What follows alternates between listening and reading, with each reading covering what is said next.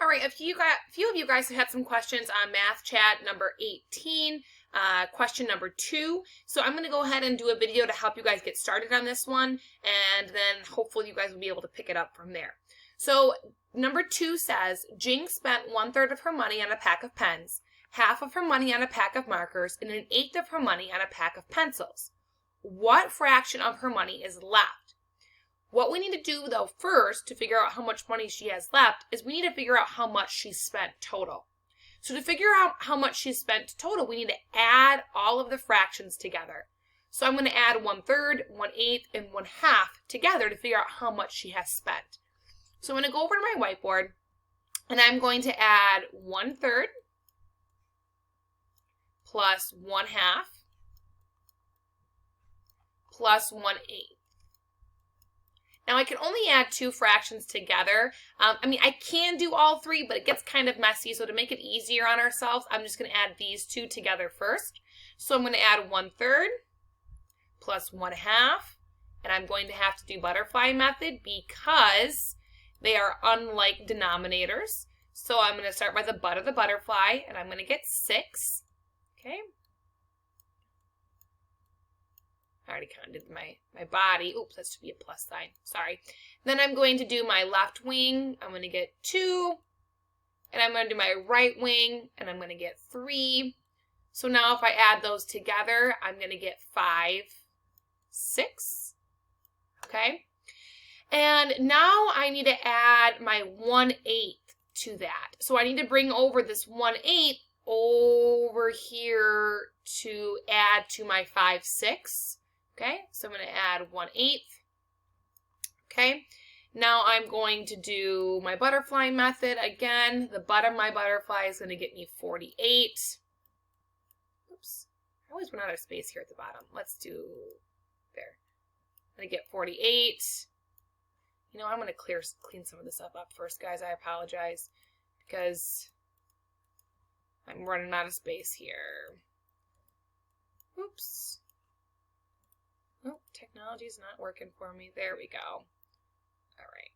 5, 6 plus 1/8 is what I'm on. Erase, erase, erase. This is taking longer than I thought it would. Okay, I guess the joys of having technology. Okay, so I'm going to add 5, 6 plus 1/8. And if I do the butt, I'm going to get 48.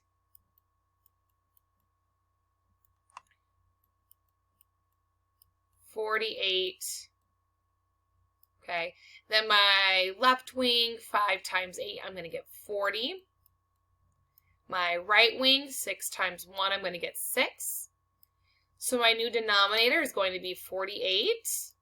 And if I add my numerator and my denominator together, my numerators together, I'm going to get 46 total.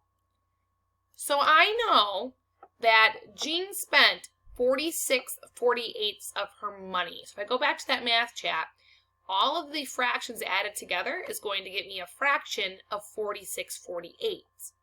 Now what I need to do, I think I can do this and move down. Oh, that's cool. See, I didn't even have to erase last time. Okay. Now what I need to do is I need to figure out how much she has left. Well, we know she has 1 whole. Okay, that's all of her money is 1 whole. Minus what she has spent. And what she has spent was 46 over 48. Now, if I want to subtract a fraction from a whole number, I need to make that whole number a fraction. And any fraction that has the same numerator as it does the denominator, that's the same as 1 whole.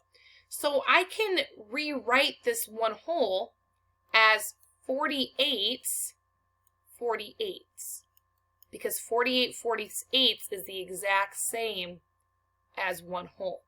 Okay. Now I'm going to subtract 46/48 from that 48/48. My denominators are just 48, and 48 minus 46 is going to get me 2.